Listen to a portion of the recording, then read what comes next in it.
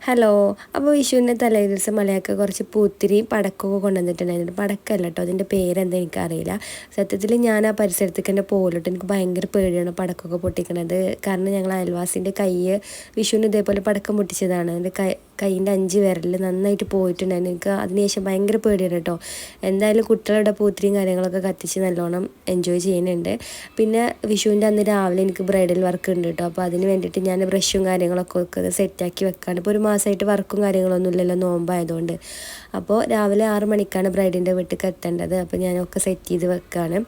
എനിക്ക് അന്ന് രാവിലെ അന്ന് രാത്രി തന്നെ എനിക്ക് തലേ ദിവസം രാത്രി തന്നെ പനി ഉണ്ടായിരുന്നുണ്ട്. നല്ല പനിയായിരുന്നു. രാവിലെ പോകുന്ന ടൈമിലൊക്കെ പനിയായിരുന്നു.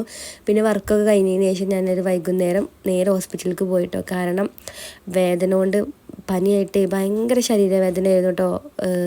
പകർച്ചപ്പനിയാണ്. ഇപ്പോൾ എല്ലായിടത്തും ഉണ്ടല്ലേ പകർച്ചപ്പനി. അപ്പോൾ അങ്ങനെ